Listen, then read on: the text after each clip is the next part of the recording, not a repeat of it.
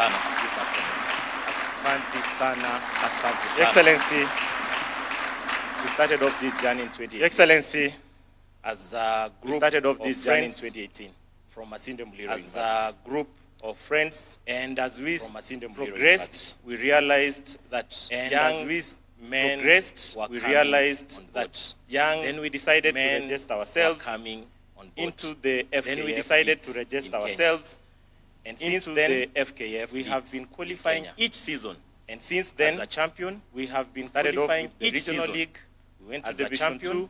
Went to Division 1, the regional NSL, league. We went to and Division then when 2, we reached at NSL, Division 1, we met NSL, an angel. And then when we reached at NSL, an angel, we met by the name an angel. Sakaja Arthur. Met an angel by the name Sakaja. And Your Excellency, the angel has ensured. And Your Excellency, the angel has ensured. The first thing that we are Governor Sakaja told us, and if you guys remember, that Governor was that Sakaja told us, and if you guys remember, and lose, was that Sakaja, and we promised him at City Hall that we will win. We promised him. We thought that we were going to win the NSL League only. We thought that we were going to win the NSL League only. Double blessings. Your Excellency, these young men here, Your Excellency, they are a representation. These young men of the Gen Z. I do not see any old lad here. It is Gen Z. All players are Gen Z. Lad here. And Your Excellency, it is Gen Z. All players are Gen Z. We were preparing to come here. And Your Excellency, these young men, we were preparing to come here this morning. You know, they would normally give me ideas, and they told me one thing. That the president, they would normally give me ideas, and they told me this. In terms of stadium has done tremendous work. Kama kuna kitu umefanya, Your Excellency, is the construction of stadiums. Your Excellency, is the construction of stadiums in this country. Parts of the country. And these young men told me that in all parts of the country, these young men told me that right now we are off season. Why don't we become right now we are off season stadium ambassadors? Why don't we become these young men here? They are also ambassadors. Very educated. These young men here, they are also they have done very educated. Majority of them. Governor Sakaja has ensured that all of us, majority of Governor Sakaja has ensured that all of us degrees in communication. Majority of us we have degrees. Now, Your Excellency, we want to be degrees in communication. Ambassadors of the stadiums. Now, Your Excellency, we want to be this country, the ambassadors of let us go and play friendly matches in those local stadiums with the local teams and showcase in those local that indeed with the local in our work and showcase that indeed in our work. But and as Governor Sakaja mantra in our work, but for now, and Your Excellency, if we go to all these regions, and go to all these Your Excellency, if we go to all these regions, in this, we go to all these regions, the local clubs, we participate, we document in this, we send photos to Sakaja, with the local club, we document, guys, we send photos to Sakaja, seeing we is believing, amani aje majama on the ground, seeing is believing. Secondly, Your Excellency, in this Nairobi United. Secondly, Your Excellency, in this Nairobi United, named we have divided ourselves into group of 5. We have named Group Lion, Raw, 5 animals. We have Group Leopard, Group Lion, Raw, Group Buffalo, Group Rhino, Group Leopard, and Group Elephants. Group Buffalo, Your Excellency, all these Rhino and Group Elephants. They, Your Excellency, all these Governor Sakaja pays us a salary. We take Governor Sakaja pays us a salary. Your bottom-up economic transformation agenda. In line with we take bottom-up economic transformation what agenda. You give us. We take Sakaja gives us a slice. We invest. Give us. Each group has a unique Sakaja gives us. Kuna watu wa welding. We invest this group. Each group has a unique business. Wanafanya gaming. Kuna watu ambao ni mapainters. Kuna watu wanafanya gaming. Wanafanya watu ambao ni painters za nguo. Kuna watu ambao wanafanya biashara ya what Governor Sakaja encourages us. And Your Excellency is to take advantage Sakaja encourages us. The opportunity always that you is to take advantages through the Hustler Fund, the youth fund. So these young men, they have Hustler Fund, the youth fund. So these young men, they have entered into this grouping. All of them. Everybody they told me this, and that majority of them we are in different parts of Nairobi. They told me this, that majority of them we are in different parts of Nairobi. So they were requesting that we want you to become an investor. So they were requesting these groupings. That there are 5 groups you to become an investor in these groups. There are 5 groups. You become an investor, and you become an investor in each group. You become an investor in each group, Your Excellency. For purposes of accountability, will ensure that he brings you quarterly reports of what is happening in all these 5 groups. Quarterly reports. And then you can make what is happening in all these 5 groups. Group Lion is doing well, I'm going to inject more. Group Lion is doing well, I'm going to inject more. I'm going to inject more. But Your Excellency, in essence, we want to flourish this business. And we hope, Your Excellency, in essence, we want to flourish in this business. And we hope, you told me 6 months or 1 year. By the end of 6 months, 6 months, you told me 6 months or 1 year. 6 months, tutakurudisha dividends. Your Excellency, finally, tutakurudisha dividends. We traverse this. And Your Excellency, finally, and as we make a lot of work in terms of going, as we make documenting what is happening, a lot of work in terms of, and also for us to protect what is ourselves, because we are going to represent, and also Kenya, for us to protect ourselves, because we are going to represent Kenya champions as these young men. They told me champions tunaenda kutembea all parts of this country. These young men, they told me since tunaenda kutembea all parts of this country. Bas peke yake, bas na kwa team bas na kwa hii team kuna ma-engineers tunasikia kwa serikali kuu, lakini hata sisi tu tuko na engineers tunasikia kwa serikali kuu Osman, lakini hata sisi tu tuko na Osman amefanya uchunguzi, nafikiri ameana na hiyo basi. Excellency the Governor, we are requesting Your Excellency usiana na hiyo basi. We know you love requesting Your Excellency with a lot of humility that you love sports. We know you love the idea na basi. Na sisi Your Excellency love sports. Kila mahali. Na sisi Your Excellency kila mahali unaona hiyo basi, kila mahali document what is happening in utakuwa unaona hiyo basi. Those many remarks, Your Excellency. May God bless you. Many remarks, Your Excellency. And as we say, may God bless you. May God kumi bila break. Asante sana. Asante sana mwenyekiti. Na kwa sasa rais niruhusu nimwalike Captain Majaliwa Charo, the assistant captain, will also speak briefly on behalf of the team. Karibu. Tumpigie makofi akija.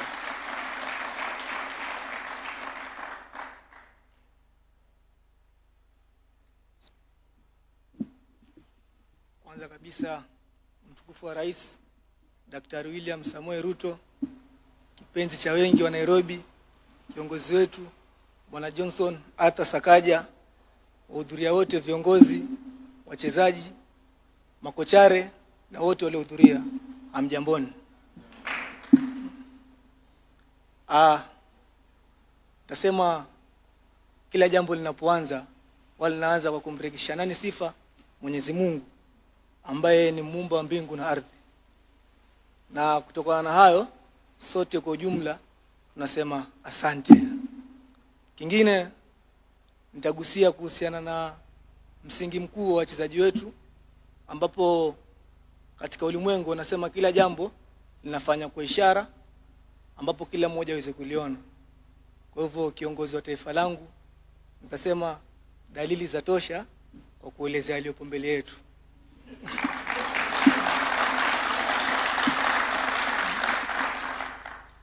Katika mchakato mzima wa kutafuta kila kiumbe ambaye anatokana na jinsia ya kiume, huwa anafurahikia sana anapopata watoto wawili, bimana pacha.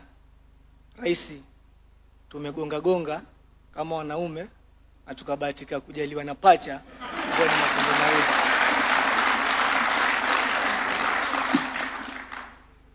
Chingine nitazungumzia kuhusu uongozi wetu kwa ujumla. Nadhani rais wetu ama kiongozi wetu katika hotuba zake nyingi ambazo angekuwa akizungumza, kwa zile ambazo nabahatika kuzisikia, kwa sababu kati ya wale milioni kadhaa wa Kenya ambao hawapitwe na hotuba zako, mimi ni mmoja wapo.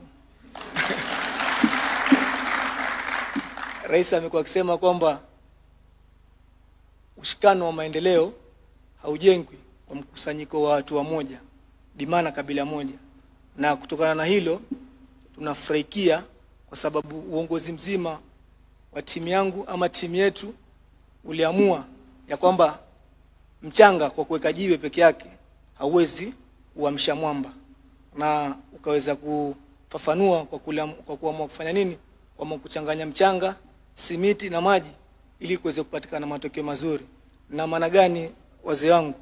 Na maanisha kwamba wachezaji hao unaona hapa bwana rais, hapa tumebarikiwa kutoa baadhi yao maeneo ya pwani ambapo ndo mwanzo kabisa ikifahamika kama 001, tukaenda kabisa tukazunguka tukapita vitongoji na wengine wako hapa 047 ambapo hiyo ina maana kwamba rais hapa umebahatika kupata mwongozo wa jicho la baadaye, ambapo kuna Wagiriama kama mimi, kuna Wajaluo, kuna Wabaluya, yani kiujumla kabila zote sipo hapa kwa ajili yako.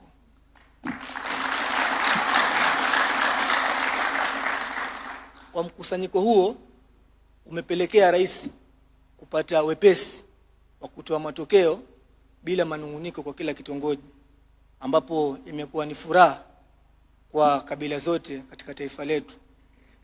Kingine na cha ziada ni cha kusema kwamba kiongozi wetu ama kipenzi wetu, gavana wetu, ametufunza neno la Kiswahili ambalo ni neno chanya sana kwa wasomi waliohitimu zaidi. Anasema kwamba hakuna mkate mgumu mbele ya chai.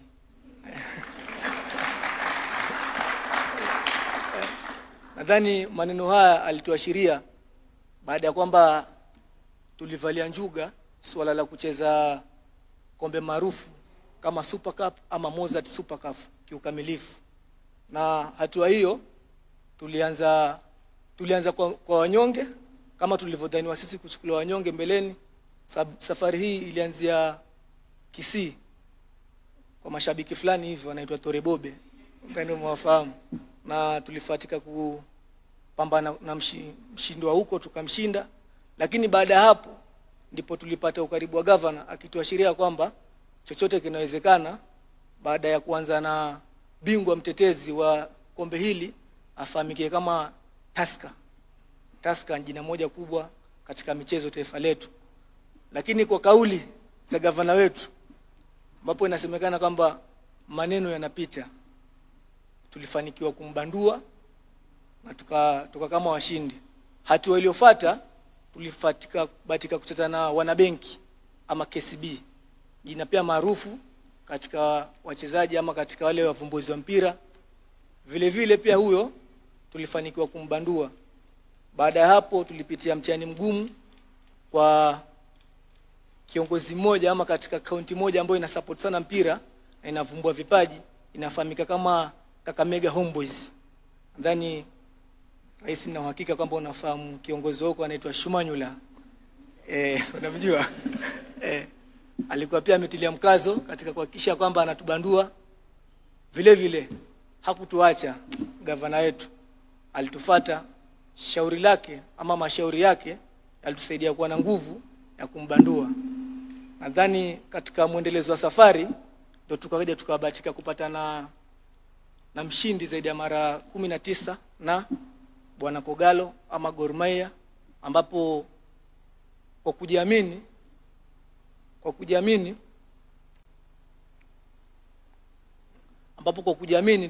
tulibahatika kumbandua.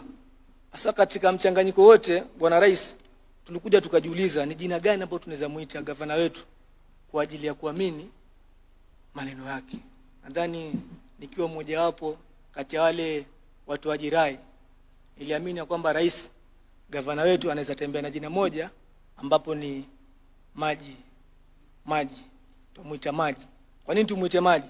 Nasemekana kwamba maji ya kuwepo mahali kwa wanakijiji wao yanaonekana machache, lakini maji huwa yanasaidia wengi kiujumla.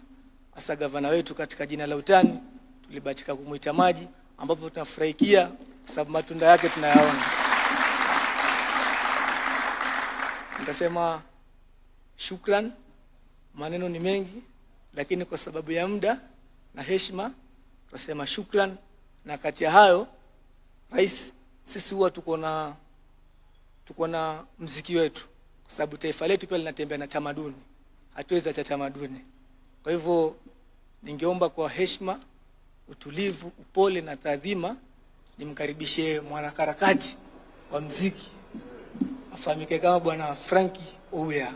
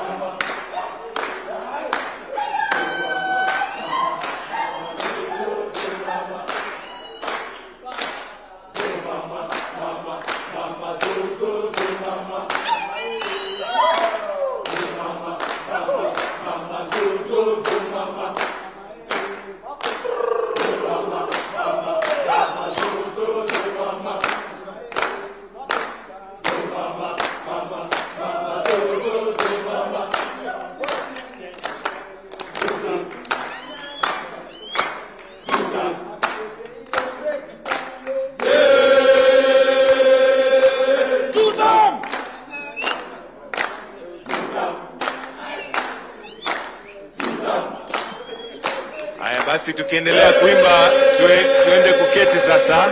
Asanteni. Tupige makofi tafadhali tukiimba bado.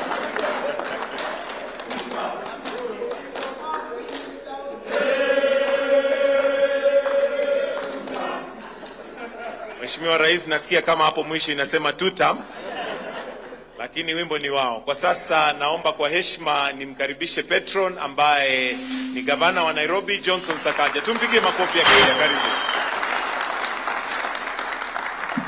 Thank you. Asante sana. Your Excellency President William Samoei Ruto, who is the Commander-in-Chief of Kenya Defence Forces. My boys. My boys. Yes. My boys, eh? Yes. My boys are. Our coaches and the entire team, it's a beautiful day. Your Excellency, when they asked me to ask you to give them the flag to represent Kenya and that they can visit you in State House, many of them have never even dreamt of coming to State House. I told them the way I know my president, our president and my boss, he will not hesitate to receive us in State House. Tumpigeni makofi. Your Excellency, this is a Gen Z team. Many teams in Kenya, you remember when I became the FC Leopards partner, I came to you. That time you were the deputy president and my former chairman Nakwapa, President Shikanda. FC Leopards is a great team. Gor Mahia is a great team. Shabana is a great team. Many of these teams are regional teams. This team has no tribe. This team has no religion. Wanasemanga tu God siku zote. But it unites everyone in our country as young people. This team has people from all over the country, every community. Sinikweli? And they have become a family, Your Excellency. It's a family, it's not regional, it is not tribal, but people who believe in each other. When I took over this team, Your Excellency, about 10, 11 months ago, I told them to believe in themselves, that I will support where I could support, but to have that faith and to take care of each other and to be kind to each other.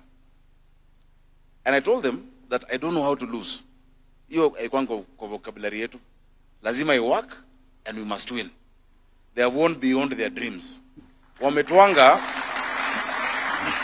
we have defeated giants. Tusker,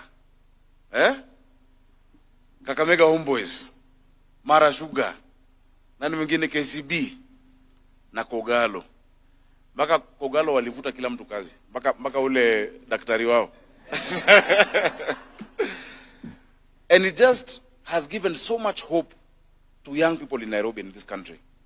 Your Excellency, if you see their fan base, when they come to play, young people from all over the city, show up with the vuvuzelas, they show up as a family. It's created a movement, and it's given people hope that it is possible to succeed, no matter your background, no matter your parents, no matter what life has given to you. If you believe in yourself and God, that's why our slogan is God, siku zote. And they have shown that it is possible to do it. Your Excellency, I have a coach called Muyoti, ambaye alikuja kusaidia na kina Maora. Muyoti, I want to just say one word quickly. Kuja. One word, because he's a legend. He's one of the Kenyan legends of Kenyan football. Yeah? Dakika moja usalimie rais. Dakika moja itatosha kweli. Your Excellency, all protocols observed, thank you very much for inviting us here. We are really honored, we appreciate it. I think, like the governor has said, most of our players are very young, the GNZ, and reaching here is a dream, a very big dream, and thank you very much. Number two, thank you for the stadiums. We are going to play in beautiful stadiums, and we are going to play beautiful football. And my request is that when you have time on a weekend, when you're not busy, you're very welcome to be a part of the family. And lastly, Mr. President, this is to our players. I think, Mr. President, as you're watching the beautiful football, our players have been suffering a lot. And most of the teams are not paying our players well. My request to you, Mr. President, is try and find a way to reach out to the federation that even as we're watching our players, their lives also back at home are very okay. And I'm happy that our governor, through his support system, is doing that to help us look good as players. And because, Mr. President, it's sad that Tanzania are doing better than us in football. It is very sad. And we have been a powerhouse. You know, from the time you're supporting football, when you're young, Kenya was a powerhouse. None of these teams could come close to us. Thank you very much, Mr. President. Asante sana. Indeed, Your Excellency, we're grateful for your investment in sports and the creative economy. Your Excellency, sports and the creative economy are really a new economic frontier. Any given weekend, if you make time to go to Dandora, and you see Dandora Stadium, which we built as Nairobi County Government, the economic ecosystem there, we have 13 shops for the football teams affiliated there, tuliopatia stalls. From the car wash guys, to wale mama wanapika chakula, to wale wanjugu, wa soda. It's an entire ecosystem, including the matatu people. Your Excellency, following your footsteps, we are now concluding building another 5 stadia. Woodley Stadium in Endelea, we're going to conclude it. Kangemi Stadium, ambayo we call it Kimbuini, it's ongoing. We've done the stand so far. City Stadium, Joka Denge, that we name after one of our greats, Joka Denge. The grounds are already done, and you said you will support me with the stands, to make it go round. And Mwiki Stadium, Your Excellency. In this coming financial year which has started, we're going to do Riruta Stadium and many more grounds. You've come to Desa Ground when I took you to Isili, and you saw a small pitch. It's not expensive. Juzi, I took you to which one was that? Just the other day. In Makadara. Small ground, Uhuru. In Uhuru after we left church. That ground has a football pitch, changing room, social hall, basketball, netball. It didn't cost more than 40 million, boss. What we're asking for is not huge sums. If we're honest and efficient, just 60 million shillings, 50 million shillings. Every constituency in this county, our young people will have a place to play. Will have a place to spend their time. And it will give them hope. Your Excellency, vile nilichukua vijana, wengi walikuwa wajiamini. Their own lives. Your Excellency, we take time to mentor these young people. That they succeed, not just on the pitch, but off the pitch. They have gone beyond what they thought. I have a goalkeeper here, Wapi Honest, Mohammed. This guy, Your Excellency, alishika penalty 9 penalty. Nane. And for the first time in so many years, became the MVP. You know, goalkeepers never become MVPs. Normally it's a striker, a midfielder. Si kweli? Mara ya mwisho goalkeeper kwa MVP ilikuwa lini? Tumpigeni makofi. Thank you so much. So hao ni kujituma kabisa.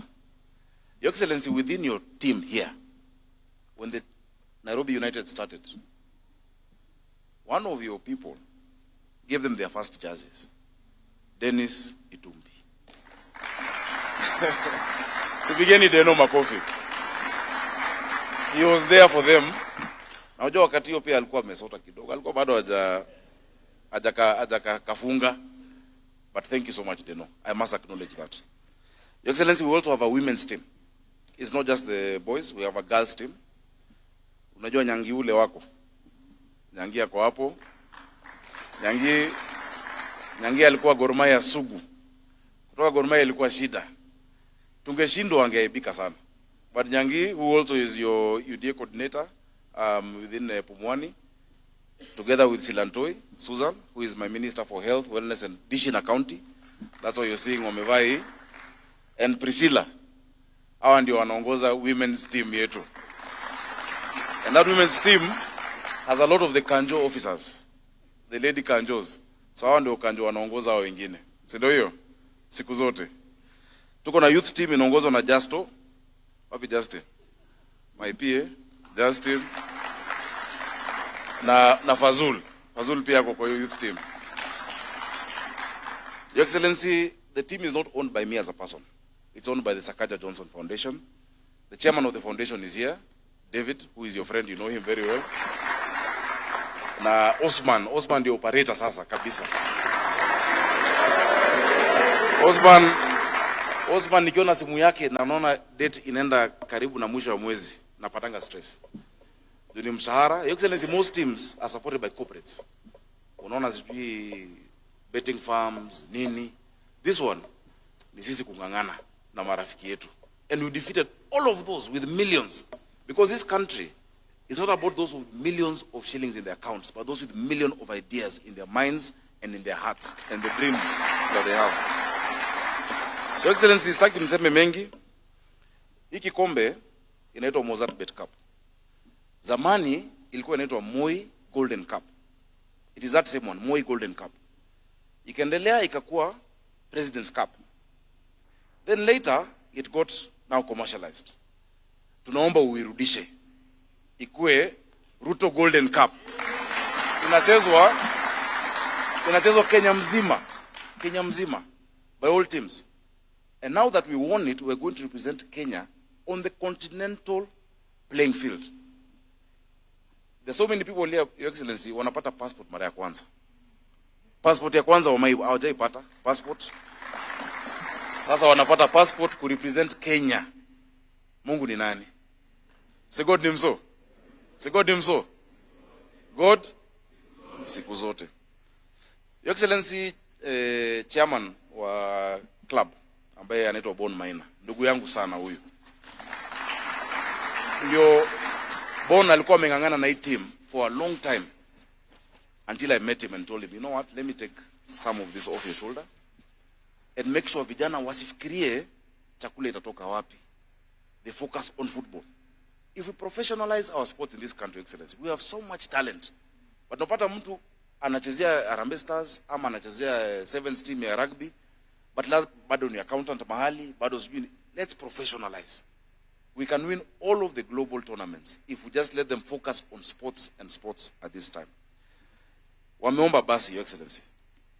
Ile basi wameomba sio kama ya high school. Si ile basi ya Swiss. Wacha niseme brand. Ni basi kama ile timu yako Arsenal. Basi unajua Kenya Police walikuja hapa. Hao wameshinda Premier League na sisi tunaenda kuonyorosha this season. Tunachukua Premier League. Si ndio hiyo? Lakini Your Excellency, imagine Kenya Police ni watu wako na mshahara ya serikali. Ni watu wanafanya kwa gava. Hao ni vijana wa mtaa. Na wameshinda. So ile basi wanaomba ni basi iko na intercooler ndani, viti ni ile kemkem, si ndio hiyo? Hata zinashuka chini kidogo, na tumeidentify kule Scania na Mercedes. So utatusaidia si basi tu hivi ya high school, ni basi noma, si ndio hiyo? The second thing, Your Excellency, amount kuomba tushirikiane. You know, many years ago, my team, AFC Leopards, that you know I've been part of for a long time, and Gor Mahia were promised shamba na Rais Moi. Walipromisiwa shamba kule Kasarani, lakini ilikuwa story hawajaipata. Si ndio? Shikana, mshaipata? Hawajaipata. Na kuomba ruhusa, Excellency, kama governor wa Nairobi, mimi niwatafutie shamba, niwaloketie shamba AFC Leopards, Gor Mahia na Nairobi United. Nime-identify kule Mihango, Kibiko, 7 acres for this team. Nime-identify something for AFC Leopards. Nime-identify something for Gor Mahia. Wewe ukiweka tu tick, utusaidie kwa hiyo kiwanja yetu, training ground. Because you know even AFC was training here for a long time. Thank you so much. You gave us the chance over here. Utusaidie kujenga facility with PS Hinga. Ako na architects. Tuchore gym, tuchore mahali ya kutrain, ya kuchange, na pia recreation. Si ndio hiyo? So mimi natoa shamba au utoe chapa. Just that. These boys, Your Excellency, unaona wamevaa wote dish in a county. It's just symbolizing how they help us in the county. Whenever we have cleanups that we do at night, wanatokea. Wanatusaidia kwa environmental issues, kupanda miti, and wamejitolea because they understand what public service is, and they will never let you down. Your Excellency, it's been an unlikely journey, but we've rekindled the hopes of so many that if you believe in yourself, if you're diligent, if you focus, you can achieve what your heart sets its mind to. And it's a lesson to all our young people in this country, because there's been a lot of despair. There's been a lot of depression, and even politicians taking advantage of the sad situation of our young people. We are telling our young people, just like Nairobi United, God has a plan for you. Jeremiah 29:11 says, "For I know the plans I have for you, for a hope and for a future." And when I took this team, I told them, God has a plan for your life. Let us not allow discouragement, negativity.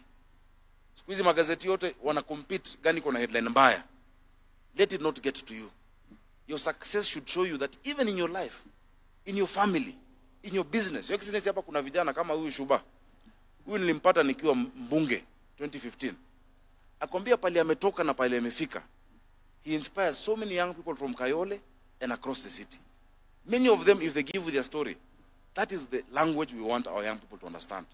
So vijana wetu, hata mkienda mtaani, let people know that there is hope, that there is a bright future. Mdosi wetu anawapenda. Marais wangapi wanakutana na timu ya ball? He is doing so much for our young people. Jukusot mambo ya vijana na youth wa Kenya haifanyikangi on its own. If you look at housing, it's deliberate. You must be deliberate. Zile serikali ambazo zilikuwa hazikuwa deliberate kwa mambo ya vijana. It was lip service. But in terms of, look at housing agenda. Almost 320,000 young people say wako na job. Hapa pia kuna watu wanajua mambo ya housing. If you look at kazi majuu, vijana wengi wameenda majuu, hata nyinyi mnawajua. Si ni kweli? Ukiangalia mambo ya digital jobs, it is deliberate. So people are trying to make it look like shida ya vijana imeanza 2022. Vijana wamekuwa kwa dimanga miaka mingi. Si ni kweli? Tumekuwa kwa dimanga, Your Excellency, but we've never seen a leader who is deliberate, focused, intentional on the issues of young people. For that, Your Excellency, we salute you. And we thank you. And we thank you.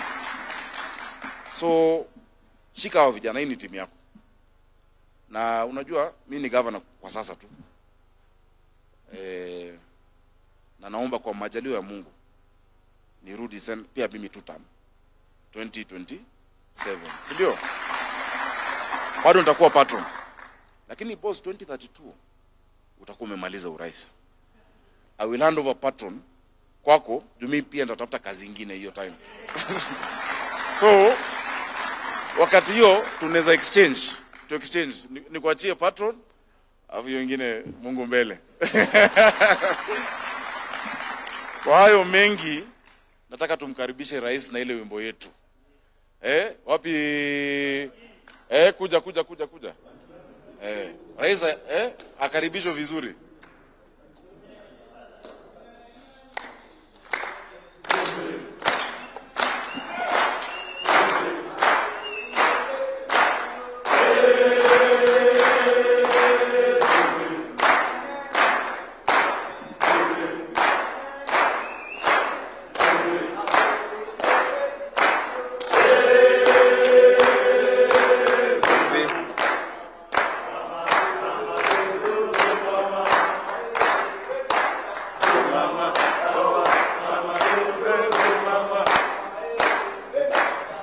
Asante.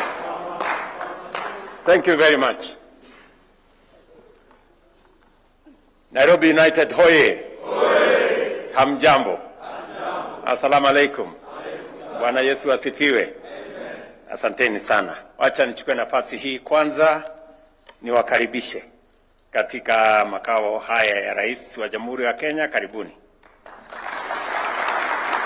Mimi naelewa pia kwamba nyinyi ni watu wa shughuli mingi, na kupata nafasi ya kunitembelea pengine inaweza kuwa ngumu, lakini mkipata nafasi kidogo mnakaribishwa tena.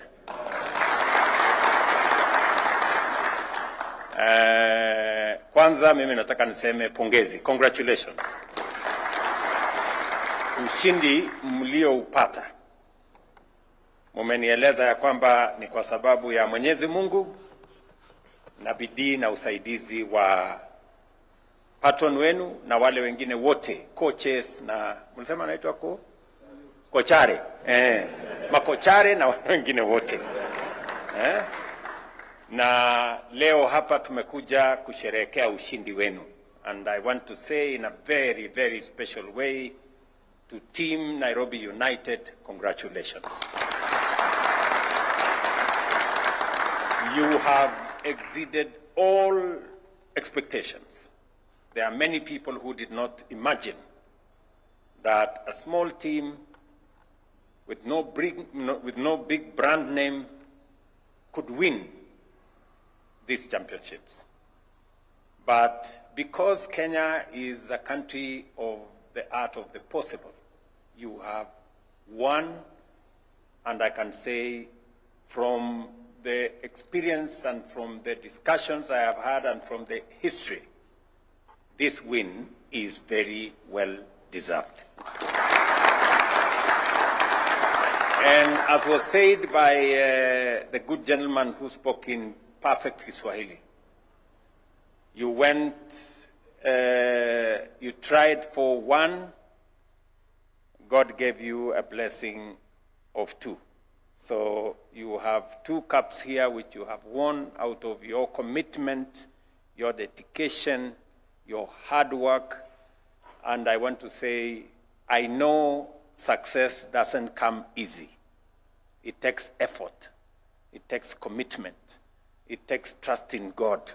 And it takes teamwork for there to be success.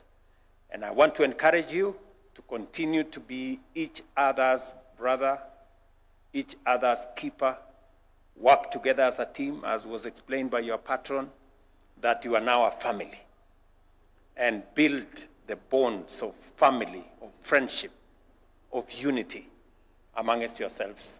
Together, that is what will guarantee you not just the success that you have achieved, but even the Premier League, by God's grace, next year. From very humble beginnings, today you're here at State House. And I often get people who tell me that I have lowered the standards of State House.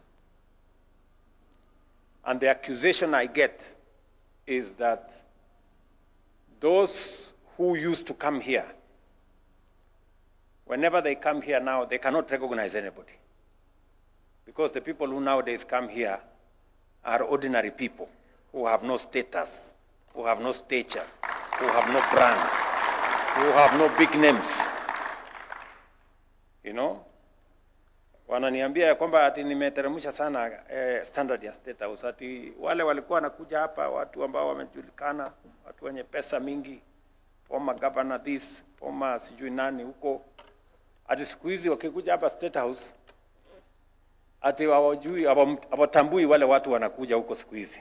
Ni watu tu reja, watu tu kawaida, watu hawana. Lakini ni kwa sababu hata mimi ni mtu tu kawaida, nimefika hapa kwa mapenzi ya Mungu. Kuna watu walikuwa na matatizo sana, hata saa hizi bado hawajaamini mimi ni rais, bado wanahangaika. Si ndio? Lakini Mungu ni nani bwana? Mimi ndio niko hapa kwa sasa. Wajipange. Mimi ndio niko hapa kwa sasa kwa mapenzi ya Mungu amhia. Unaelewana? So mimi nataka vile Sakaja amewaambiwa mujiamini. Si ndio? Mujiamini. Kwa sababu mkijiamini na muamini Mungu, nothing is impossible.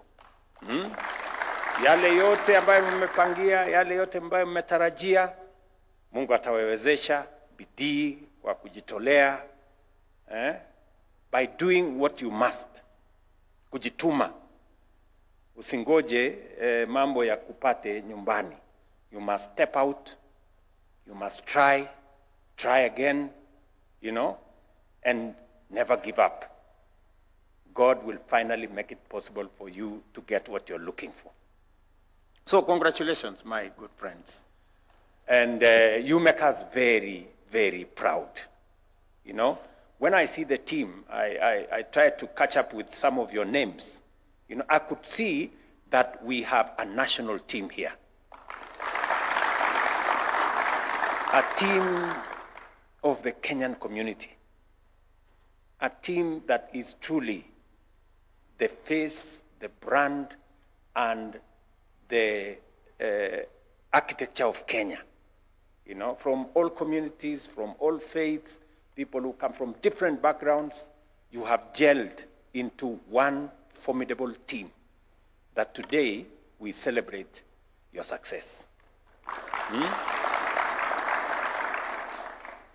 And so it should be with our nation, So it should be with our nation. That is why I will stand firm to reject the politics of ethnicity and division and hate and the politics that creates divisions among us Kenyans.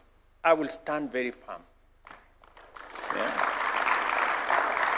We have a broad-based government today because I reached out to even people who we did not vote together, but because they are Kenyans. They belong to this country. And I want to tell you that the government of Kenya is big enough to accommodate every community and every region and every sector of our republic. The government of Kenya is big enough. But it is not big enough for those who have greed, who think it should just be them.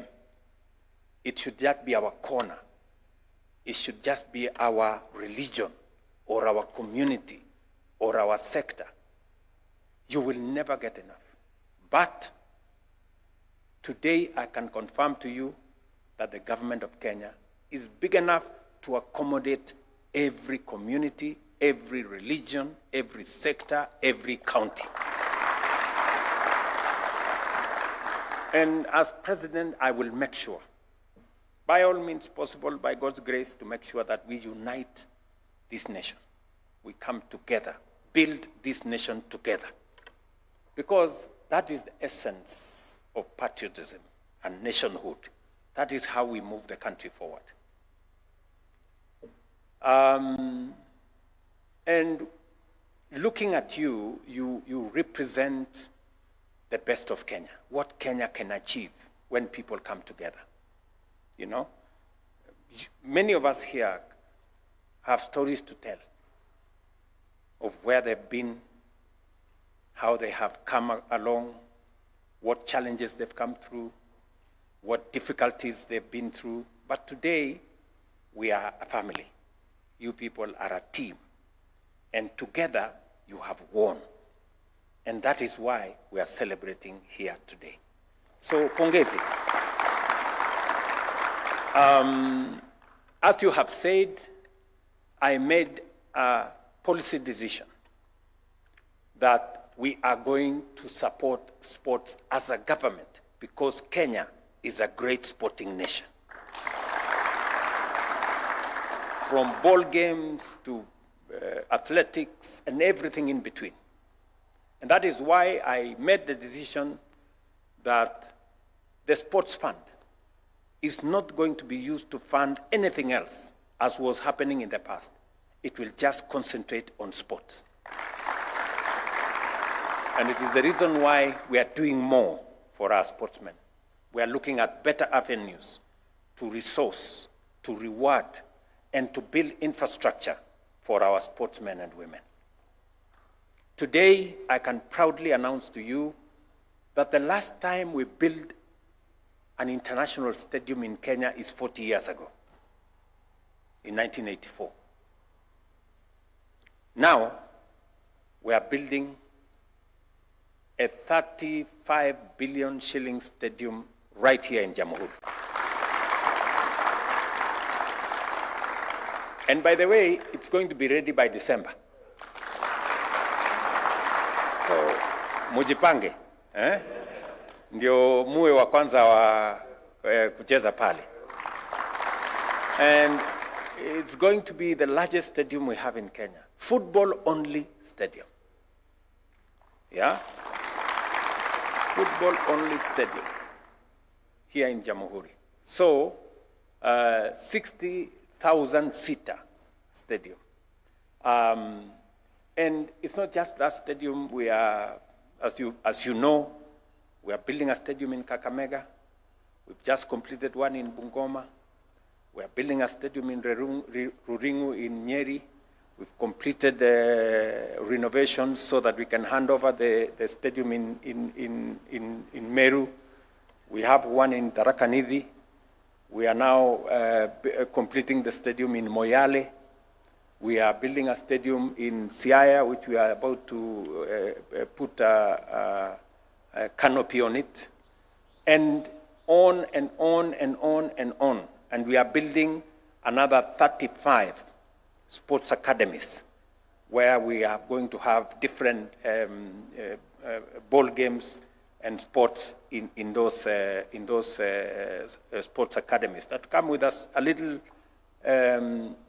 field and track and other things and associated infrastructure, because we are a sporting nation as Kenya, and therefore we must focus on how we encourage, how we build the talents of the young people of Kenya in sports and in the creative economy in general, to make sure that that talent becomes commercialized, helps and assists young people find opportunities to work, find opportunities for investment, and build a whole of society momentum using sports and other avenues to drive our country, Kenya, forward. So, good people, I am very proud to have a partner in Sakaja, the governor of Nairobi. Thank you very much, Governor. And thank you very much for standing in the gap for these young people. You know, very few people can deploy their resources, you know, to support others, to work with others, to lend a hand for the people who need it, and to work with teams like the way my good brother Sakaja has, especially around where young people are. So I'm very proud of this.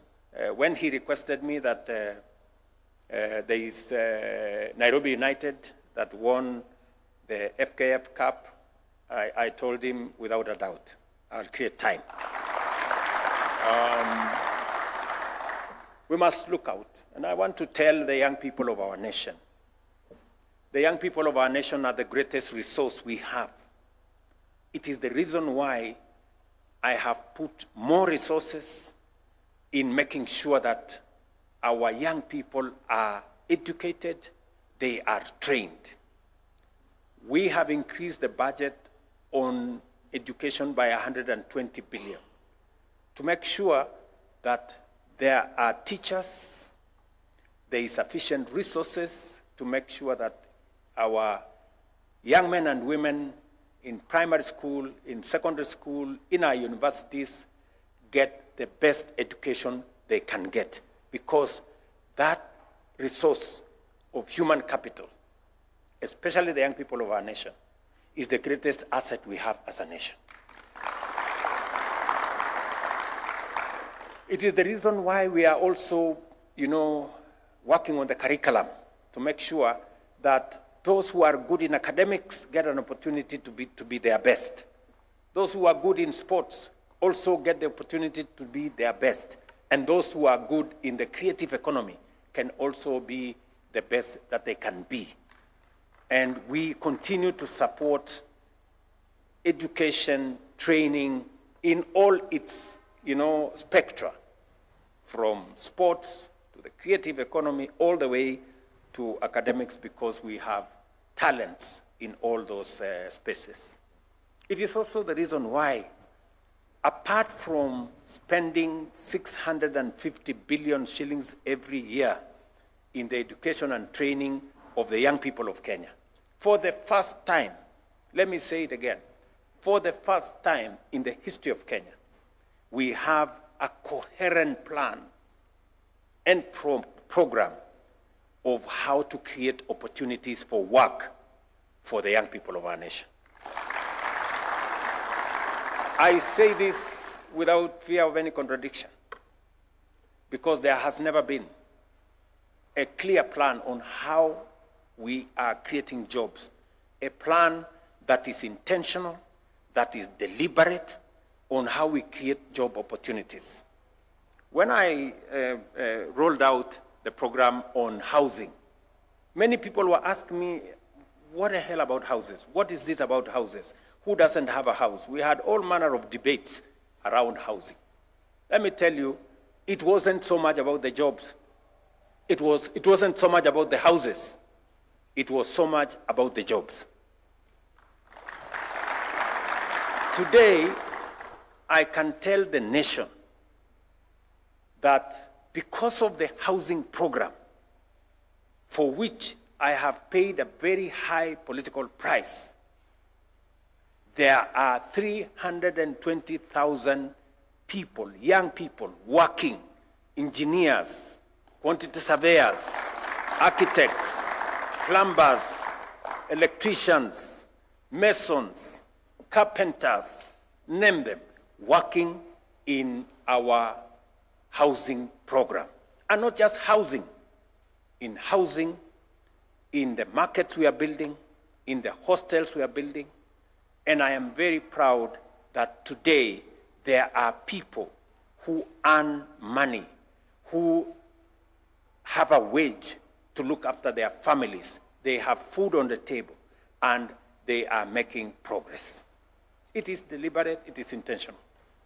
I can also tell you today, because we have rolled out our digital jobs program across Kenya. I was in Ruiru the other day at the Tattoo City, where CCI has given opportunities to 5,000 people, young people, in one building to earn money, to have a job. And they are on and on and on.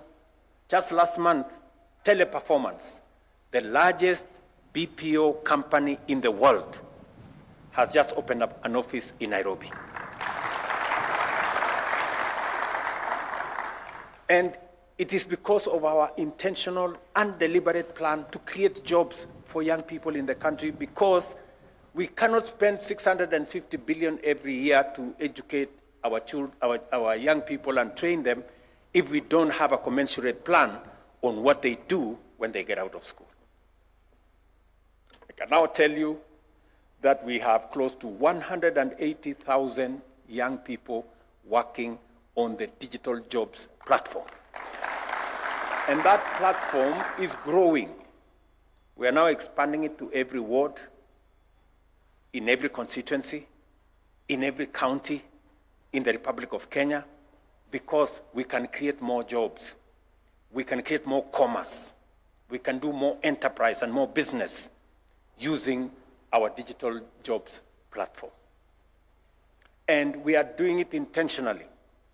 We were supplying internet, or fiber optic for that matter, using cables before.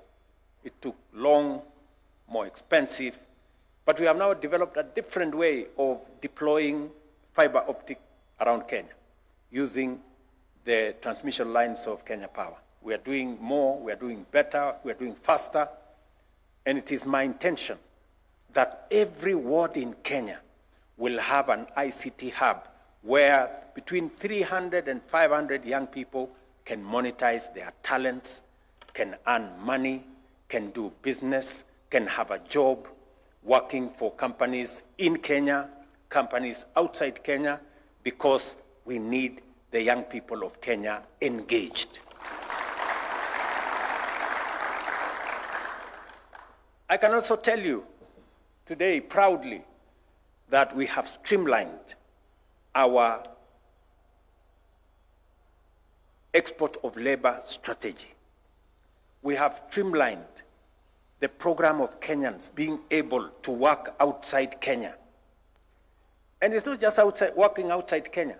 Ask any global company, they will tell you the best human capital, the best global workforce is the Kenyan workforce. That is why you find Kenyans everywhere. In every capital in our continent, in every major city globally, you have Kenyans because we have the best human capital. Less supervision, very hardworking, good English, very disciplined. That is what defines our nation. And I can tell you today that we have streamlined the space around National Employment Authority. We have removed the crooked people who are taking money away from young people and taking them to do odd jobs. We have removed all the bad behavior in that space. We have signed bilateral labor agreements to guarantee that every Kenyan who goes to work outside Kenya is safe and does the job for which they applied. And as a result, Nansikia, as a result, for the last 2 years, and those who are asking, they want to know the names, they can go to National Employment Authority. For the last 2 years, we have placed 400,000 Kenyans in different parts of the world to work, earn money, and repatriate that money to come back home. And my intention is to make sure that 1 million Kenyans in the next 2 to 3 years will be working outside Kenya. Because we are a global workforce. We have the talent, we have the knowledge, we have the expertise that we can deploy to grow our nation. And the good news, do you know how much money Kenyans working outside Kenya send home to Kenya every year? Now it's going to be, by this year, $5 billion.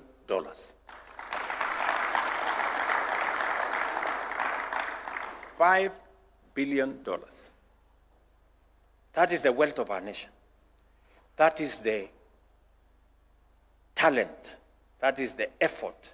That is the expertise of our Kenyan people. And therefore, it breaks my heart when people who have no plan for the young people of our nation take them to the streets, abuse them in the streets, misuse them in the streets, and we end up with mayhem, rape, destruction of property, destruction of businesses, because there are people who have no plan for the young people of our nation. They have no known or credible plan They sing about the young people of Kenya. They talk about Gen Zs because they want to use them politically. I want to tell those people who have no plan, shame on them. They should be ashamed of themselves that they have taken advantage of our young people, taken them to the street, and misuse them. And today, our nation has a blot, you know. Biashara zimechomeka, watu wameharibiwa mali, tumepoteza maisha ya vijana wetu, tuko na majeraha, na mambo haya mengine yote. Why? Because there are people who have no plan. They cannot tell the young people what they should be doing. I want to tell the young people of my nation, I want to tell the young people of Kenya, there are opportunities for work. There are opportunities for business. There are opportunities for you to make a difference in your life. Don't accept to be taken to advantage of by leaders, people who have no plan for your lives. And I say that without fear of any contradiction. I want to challenge those who today say they support the street protests. What is your plan? What is your plan for these young people? William Ruto, I have one plan, credible, tested, working. I have 320,000 young people working in my housing program. Engineers, architects, plumbers, quantity surveyors, carpenters, masons, working.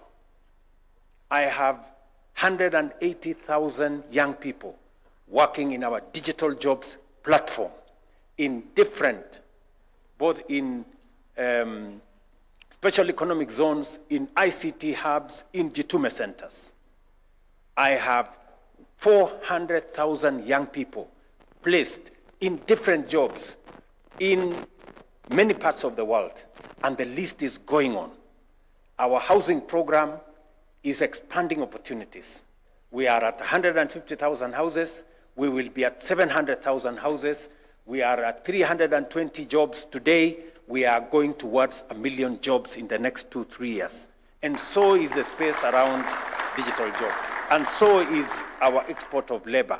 What is your plan, you people who are taking our young people to the street? Tulizane ukweli? Yes. I want my plan to be tested on employment of young people, on dealing with the issues of young people.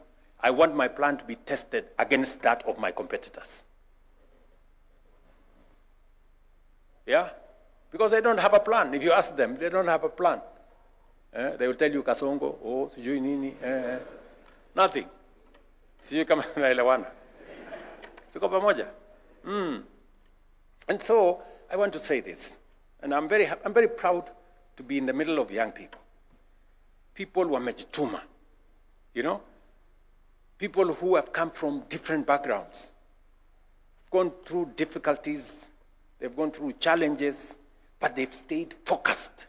They've stayed on course. And today, we are celebrating Nairobi United.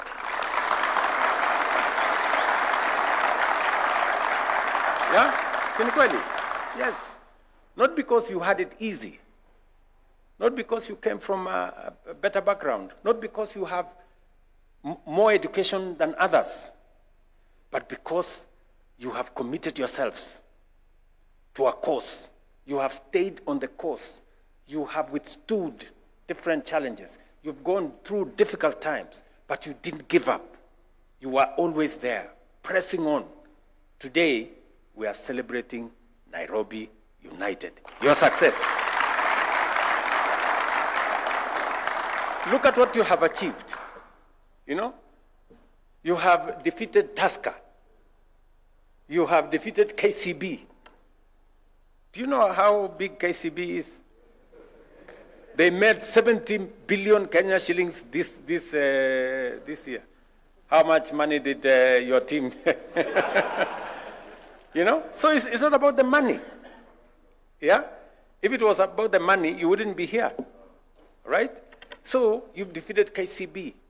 You've defeated Kogalo. You know, Gor Mahia. You know, the legend of football in Kenya. Your team, since 2018, just the other day, right? But you're here. Why?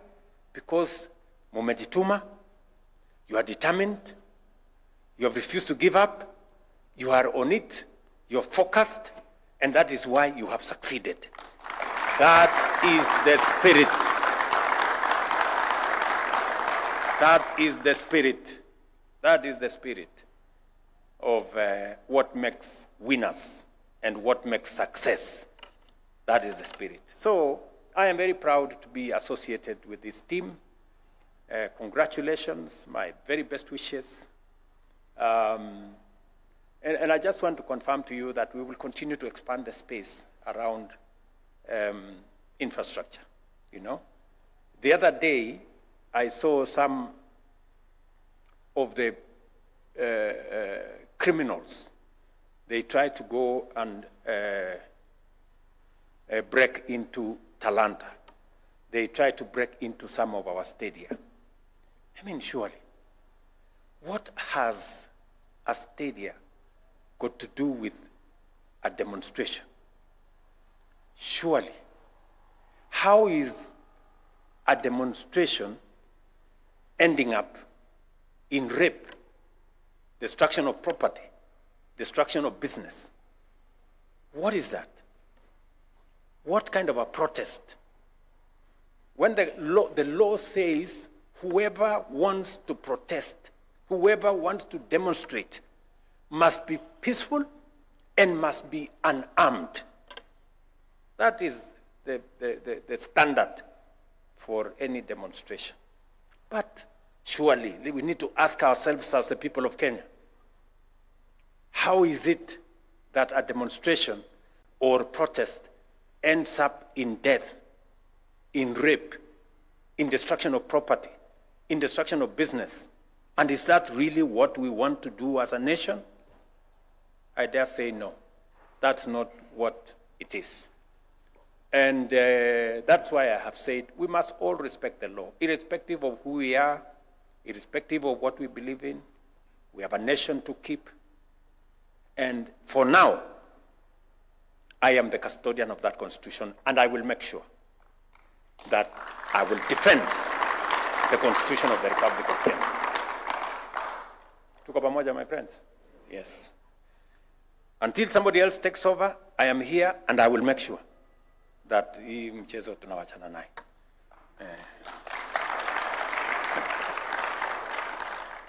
So, the bus. The bus. You know, I have experience in buying buses because I have bought so many buses. Sasa mimi naona hii ya Sakaja hii sijaelewa hii ni gani. Sasa nitachukua lessons kidogo nijue hii ni gani. So lakini the bus you will get. Hata nitapanga hapo kwa bus. Unajua biashara kubwa mimi nafanya, mimi nauza mayai.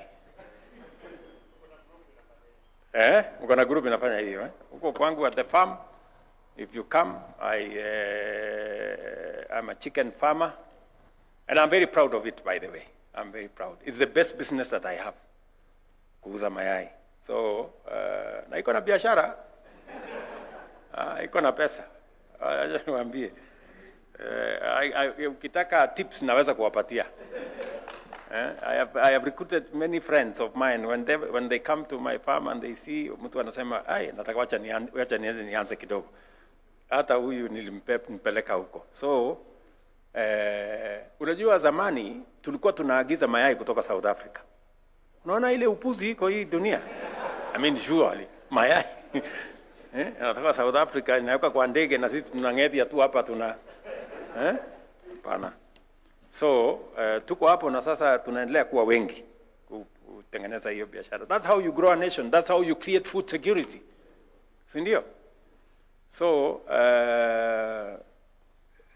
nitaangalia vile nitafanya hiyo biashara yangu itasaidia, nitawapangia basi. Nitawapangia basi. Sawa sawa. Alafu huyo jamaa alisema niwe investor. Kwa group zenu 5, okay? So lakini hamjanipatia investment plan. Mko nayo mpaka dividends. Haya, basi nitatafuta milioni 10 niweke kwa hiyo biashara.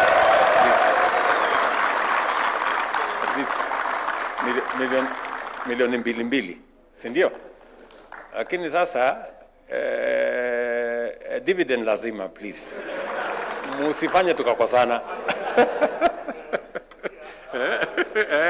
Waeleze vizuri. Na niko na askari wengi, mkiniletea naweza kuwaletea noma sana. Sawa. So tutafanya hivyo, alafu tutapangana. Sawa sawa boss. Very good bwana Maina. Alafu ile mambo ingine nafikiri Sakaja atasort. Tanieleza. Nimekubali, mimi nafanya kazi na governor wetu hapa, it's doing a wonderful job. Mpigeni makofi. Tunashughulika na mambo ya barabara za Nairobi. I have already cleared bwana Sakaja, from next week tutengeneze barabara. Zingine barabara zilikuwa zimekwama hapa. You can now see the constructions are going on around the city of Nairobi, because vile governor anasema lazima Nairobi work, it must work.